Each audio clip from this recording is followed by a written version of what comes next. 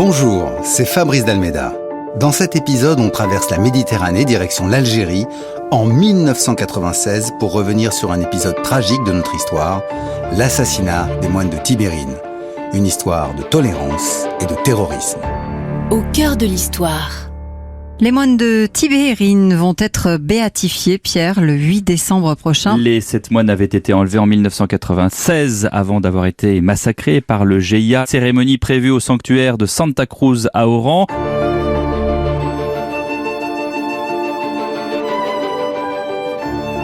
C'était le samedi 8 décembre à Oran. 19 religieux et religieuses d'Algérie reconnus martyrs par le pape François en janvier ont été béatifiés. Parmi eux, les 7 moines de Tibérine enlevés et assassinés en 1996, officiellement tués par le GIA, le groupe islamique armé. On verra si cette version officielle tient. Mais l'histoire que je veux vous raconter, c'est aussi une histoire de fraternité, de rencontre entre catholiques et musulmans, une histoire qui va au-delà du drame, et je vous emmène donc au cœur de cette histoire qui commence en 1996.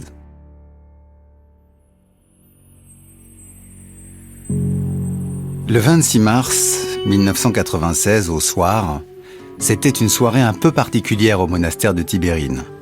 On avait recommencé à réunir les groupes de parole chrétiens et musulmans. Cela faisait plusieurs années qu'ils avaient été interrompus à cause des violences terribles qui sévissaient en Algérie. La soirée s'était donc achevée, les moines avaient regagné leur chambre. Il était environ 1h15 du matin lorsque des véhicules s'approchent de ce haut promontoire rocheux. La route sinue jusqu'au sommet où se trouve cette magnifique bâtisse construite en 1938. Elle est de couleur ocre et dans cette nuit un peu sombre, sa silhouette massive n'en était que plus majestueuse. Une vingtaine d'hommes sont là. Ce sont les hommes d'un commando qui frappent à la porte du monastère. Le portier Mohamed hésite, entrouvre la porte, il aperçoit les hommes armés, il ne peut guère réagir et doit les laisser pénétrer à l'intérieur de l'enceinte. Depuis sa fenêtre, un des moines, Jean-Pierre, a aperçu la scène. Il ne s'en émeut pas trop. Il reste avec la lumière éteinte et se remet dans son lit. Dans l'intervalle, les hommes armés sont rentrés à l'intérieur et ils demandent à parler au chef des moines. Un homme se présente. Il a une silhouette assez grande, de beaux cheveux blancs, un visage assez fin. Il s'appelle Christian de Chergé. C'est lui, le prieur de ce monastère.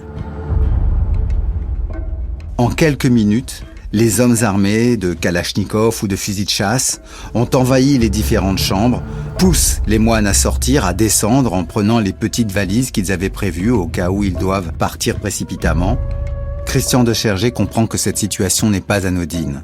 Avant de partir, les miliciens ont bien vérifié qu'ils détenaient 7 moines, car ils pensent que ce sont les seuls à résider dans cette enceinte. Et puis, poussés par les hommes, les moines doivent s'avancer et entrer dans cette nuit froide. Il est 1h30 du matin.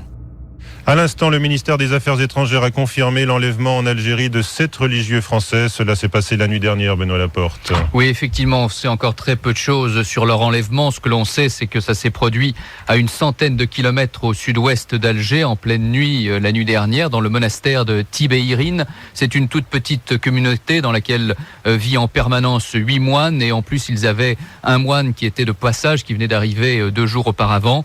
7 ont donc été enlevés, 2 ont réussi à échapper aux ravisseurs en se cachant dans le monastère. On est actuellement sans nouvelles, évidemment, de ces 7 religieux. C'est, il faut le savoir, une région très montagneuse, assez reculée, où les groupes islamistes du GIA sont très actifs, comme l'explique Monseigneur Tessier, archevêque d'Alger, que je viens de joindre au téléphone. C'est une zone où il y a beaucoup de passages en permanence de groupes, etc. C'est une zone où il y avait des groupes qui circulaient. Mais il n'avait jamais reçu de menace précise. C'est pas... Tout le monde est dans la société algérienne, sous la menace, dans cette situation troublée. Voilà. ce que je peux vous dire. L'enlèvement des moines de Tibérine ne pouvait pas passer inaperçu dans le contexte terrible de la guerre civile algérienne. Mais pour bien en comprendre les raisons et les motifs, il faut revenir un peu en arrière et comprendre qui sont ces moines qui se sont installés en Algérie déjà depuis près d'un demi-siècle. C'est une petite communauté religieuse de trappistes. Ce sont donc des moines qui respectent la règle de Saint-Benoît avec une stricte observance. À Tibérine, leur journée se déroule essentiellement en prière, mais ils ont aussi une activité, un travail, à la fois agricole et de relation avec tout l'environnement de cette vallée de la Médéa. Regardons le portrait de ces 7 moines. Il y a d'abord Christian de Chergé. C'est le prieur de la communauté. Il est âgé de 59 ans. Il est issu d'une famille de militaires. Son père était général. Il a appris l'arabe et il a un respect profond pour la culture musulmane puisqu'il a aussi étudié le Coran. Il est persuadé que chrétiens et musulmans vivent en frères et doivent partager un même destin. Si l'on faisait un portrait de groupe, à côté de lui se tiendrait Luc Dauchier. C'est le doyen de cette communauté.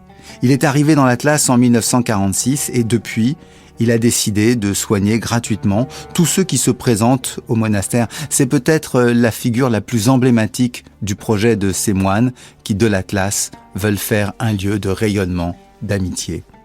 Vient ensuite Christophe Le Breton, 45 ans. Arrivé au monastère de l'Atlas en 1987, il est le maître des novices, une sorte de sous-prieur. Il est un enfant de mai 68, il a le goût des relations avec les humbles et ici, il est comblé de cette vie simple. Michel Fleury, 52 ans, après avoir été ouvrier fraiseur, est arrivé au monastère de l'Atlas en 1984. On le présente comme la figure humble de ce groupe. Il en est d'ailleurs le cuisinier et il se charge de beaucoup de travaux domestiques. Il reste encore 2 moines trappistes à présenter. Et ils sont importants d'autant plus qu'ils sont fortement insérés dans les rapports entre la France et l'Algérie. Il y a d'abord Célestin Ringard, il a 62 ans, il était infirmier pendant la guerre d'Algérie. S'il est arrivé à l'Atlas en 1987, c'est parce qu'il a décidé de changer d'horizon et de changer de vie. Et depuis, il est devenu le chantre de cette communauté, car il faut bien savoir que les moines trappistes aiment le chant. Ça fait même partie de leur principe liturgique. Et enfin, Paul Favre-Milleville est peut-être le contraire. Il est arrivé en 1989 seulement au mont de l'Atlas. C'est un homme qui vient de Haute-Savoie, un ancien plombier qui a eu une vocation relativement tardive à 45 ans. Là, au monastère, il se charge de mettre en valeur les cultures du monastère puisqu'il possède une 12aine d'hectares et donc il a mis en place tout un système d'irrigation. C'est ce travail de la terre qui permet à cet îlot chrétien, en terre musulmane, de nouer des relations continues avec son environnement, avec les habitants de la vallée de la Médéa. Mais cela le plonge aussi dans le contexte étroit de la guerre civile algérienne. Rappelez-vous, en 1989, l'Algérie avait fait une tentative de démocratisation. Mais aux élections, l'avait emporté le parti islamiste, le Front islamique du salut. Si bien que les généraux avaient décidé en 1992 de faire un coup d'État et de prendre le pouvoir. Depuis, le pays est plongé dans la guerre civile. Les islamistes se sont radicalisés au sein des groupes islamiques armés. Cette organisation a une position clandestine, mais elle devient très vite un interlocuteur visible à l'échelle internationale. Et de fait, le GIA donne un ultimatum. Tous les étrangers doivent avoir quitté l'Algérie au 1er décembre 1993. Cette décision plonge les moines dans la perplexité, car ils suivent l'actualité et la commentent entre eux chaque matin. Faut-il partir ? Une partie des moines pense qu'ils sont désormais en danger. Christian de Chergé, de son côté, pense qu'au contraire, il faut continuer la mission peut-être plus que jamais, de manière à établir un lien entre les Algériens, musulmans et les chrétiens. La petite communauté vit sous tension. Quelques jours plus tard, ils apprennent que leurs amis, des ouvriers croates qui devaient justement venir au monastère, ont été assassinés par le groupe islamique armé. Que faut-il faire ? La tension va monter encore d'un cran. Le 24 décembre 1993, ils reçoivent la visite d'un groupe armé. On leur réclame de l'aide, de l'argent et de soigner les blessés. Christian de Chergé veut bien soigner les blessés, cela fait partie de sa mission, soigner ceux qu'il appelle désormais les frères de la montagne, par opposition aux frères de la plaine qui représentent les militaires. Soigner, d'accord, payer, non. Une discussion s'engage avec le chef du groupe et finalement, les miliciens repartent sans avoir obtenu d'argent, mais avec l'assurance que désormais ils seront protégés s'ils acceptent de soigner les hommes du groupe islamique armé. À partir de ce moment, la position des hommes de Tibérine devient difficile à tenir. D'un côté, le GIA local va respecter l'accord et ne menacera plus les moines de Tibérine, mais évidemment, en échange, ils ont soigné à plusieurs reprises des hommes des groupes armés. D'un autre côté, l'armée comprend le rôle ambigu du monastère de Tibérine. Ils essayent de mettre les moines sous pression pour qu'ils partent ou qu'ils cessent d'aider les hommes du GIA. Si bien qu'en 1996, leur situation est devenue non seulement dangereuse, mais pratiquement intenable. La menace est là. Le GIA n'a pas hésité à tuer 4 ecclésiastiques à Tizi Ouzou et plus tard, 2 religieuses sont tombées sous les balles des meurtriers. La plupart des moines pensent maintenant qu'il est temps de partir. Christian de Chergé lui-même en a averti les autorités religieuses, mais on lui demande de faire un départ progressif de manière à ne pas donner l'impression d'une fuite. Tout cela est intervenu trop tard. À peine 1 mois après l'enlèvement, tombe un communiqué. C'est bien le GIA qui a enlevé les moines. Le ministère des Affaires étrangères n'est toujours pas en mesure de confirmer l'authenticité du communiqué du GIA qui a revendiqué ce matin l'enlèvement des 7 moines français en Algérie il y a tout juste 1 mois. Dans ce communiqué publié par le quotidien arabe Al-Hayat, le GIA affirme que les moines sont toujours vivants. Il propose de les échanger contre des militants du GIA qui se trouvent en prison et menace de les égorger si ces militants ne sont pas libérés. La réaction de l'archevêque d'Alger, Monseigneur Tessier, joint par Christophe Delay. Ça a été bien sûr une joie pour nous d'avoir là un signe qui nous apporte la nouvelle qu'ils sont vivants, mais nous demeurons aussi dans l'inquiétude puisque la menace sur leur vie perdure. Alors nous sommes dans l'espoir que tous ceux qui ont une responsabilité pourront trouver une solution. Et pour nous, l'espoir, c'est toujours aussi une prière, si vous voulez. Monseigneur Tessier, depuis 1 mois, est-ce que les ravisseurs vous ont fait un signe ? Non, la nouvelle que nous avons reçue ce matin, c'est la première nouvelle. Et d'ailleurs, qui ne nous est pas adressée, qui est une nouvelle qu'on a reçue à travers la presse par ce journal du Caire, le Hayat. Est-ce que le fait qu'il y ait marchandage est cependant un motif d'inquiétude supplémentaire ? C'est pas à nous de rentrer dans les solutions techniques, mais nous prions pour qu'il y ait une issue qui soit favorable et qui nous permette de retrouver nos frères moines et aussi qui permette d'éviter des crimes supplémentaires. À ce moment-là, on n'a pas exactement conscience de ce qu'a été le calvaire des moines. Ils ont dû effectuer une longue marche dans la nuit.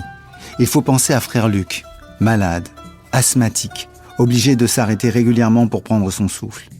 Il faut les imaginer ensuite en captivité, changeant de lieu régulièrement parce que, menacé par l'armée algérienne, le GIA cherche à les mettre à l'écart et à conserver ce qui lui paraît une monnaie d'échange.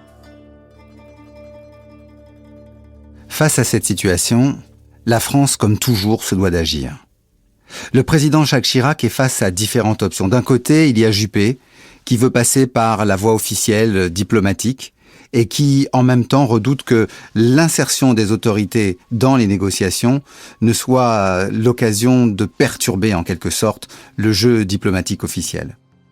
Vient ensuite Charles Pasqua, qui soutient plutôt les généraux et donc pense que, en menant une diplomatie parallèle, il pourra obtenir d'eux des informations, voire une libération.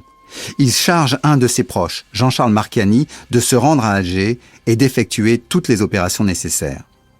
Et puis, il y a le jeu des autorités classiques mais en même temps secrètes. Le général Rondeau, proche de la DST, se rend à Alger le 5 avril et discute avec son homologue algérien. Il obtient quelques informations sur le groupe qui aurait enlevé les moines, sans doute un groupe dissident du GIA. De l'autre côté, les hommes de la DGSE en sous-main, le 6 avril puis le 8 avril, obtiennent des informations sur le lieu où seraient détenus les moines. Mais tous ces efforts seront menés en vain. Car bientôt, la terrible nouvelle va tomber. Les moines ont été assassinés. Tout de suite donc l'Algérie, l'information est tombée il y a moins d'1 heure, je vous le disais. Le GIA annonce avoir tué les 7 religieux français enlevés il y a près de 2 mois en Algérie. Le communiqué du groupe islamique armé a été envoyé à une radio marocaine, Média à Tanger. Sébastien Demorand vient de joindre l'un des journalistes de cette radio, Mohamed Waldi. Le grand point de ce communiqué, c'est qu'il rappelle toute la phase de l'enlèvement. D'abord, les grandes dates, la date de la revendication. Le 28 mars, ils annoncent donc qu'ils ont transféré les moines vers les montagnes. Le 18 avril, ils annoncent qu'ils ont envoyé un communiqué pour revendiquer l'enlèvement. Et enfin, le 30 avril, ce qui est tout à fait nouveau et ce qu'on n'avait pas du tout, c'est que ils révèlent donc qu'ils ont envoyé un émissaire à l'ambassade de France et que cet émissaire a délivré une cassette audio qui prouve que les moines sont toujours vivants et puis un message écrit dans lequel il fixe les modalités de négociation avec les autorités françaises. Voilà, donc ça c'est le premier point de ce communiqué. Deuxième grand point, donc là, ils annoncent la mort des 7 moines, exécutés donc le 21 au matin selon le communiqué, qui est lui aussi daté du 21 mai. Le communiqué n'est pas vraiment précis dans la mode d'exécution.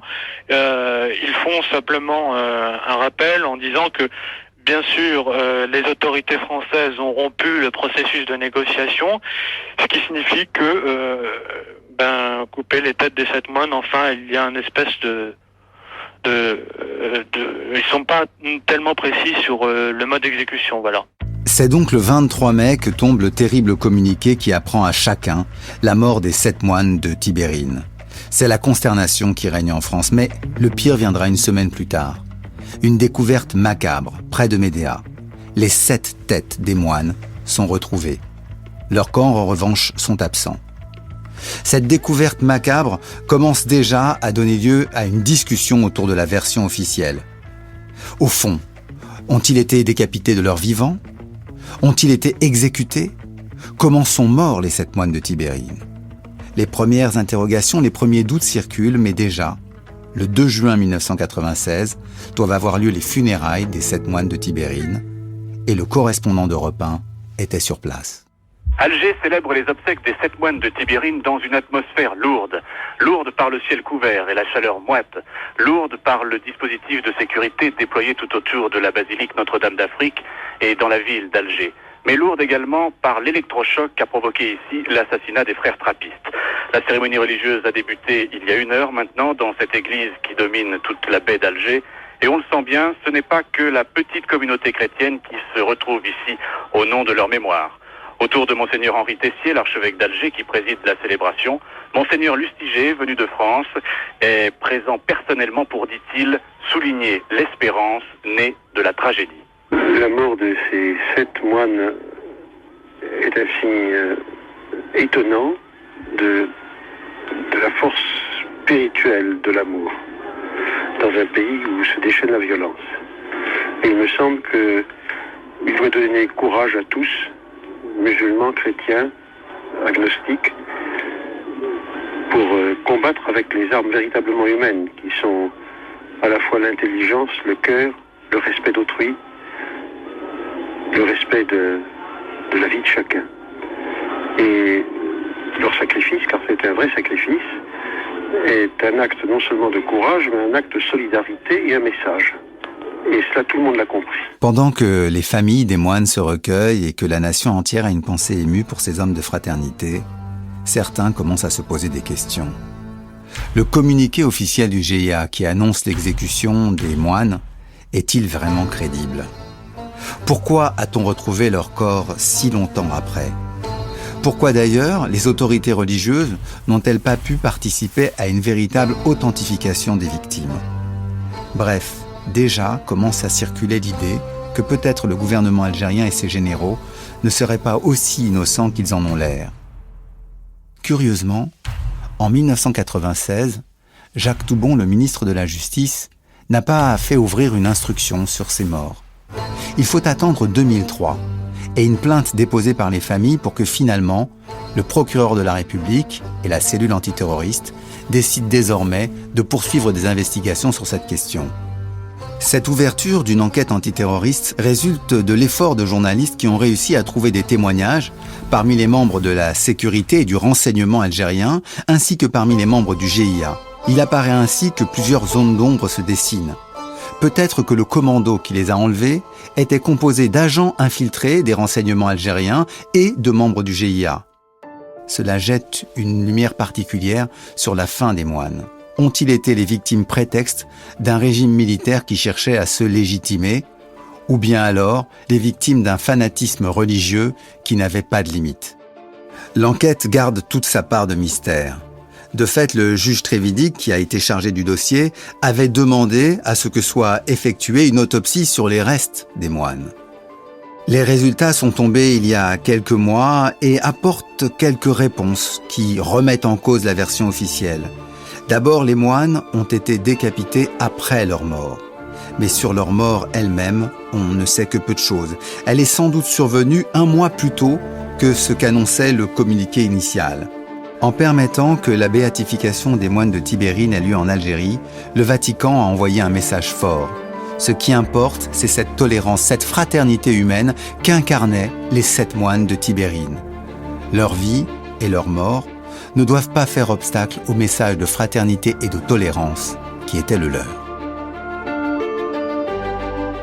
Voilà, c'est la fin de cet épisode, mais on ne se quitte pas complètement. Je vous donne rendez-vous dans le groupe Facebook dédié à ce podcast. Rejoignez-moi et on pourra y débattre de l'actualité et de l'histoire, des sujets qui vous intéressent. On postera également les références des ouvrages qui nous servent à préparer chaque épisode. Et puis, si vous aussi, l'actualité vous rappelle un événement historique, n'hésitez pas à m'envoyer vos suggestions. Elles pourront inspirer de nouveaux épisodes. Alors je vous dis à très vite. Au cœur de l'histoire est une production Europe 1 Studio, présentée par Fabrice Dalméda, préparée par Simon Maisonneuve et réalisée par Julien Tarot. Pour ne rater aucun épisode, abonnez-vous sur Apple Podcasts ou vos plateformes habituelles d'écoute. À bientôt pour un prochain épisode.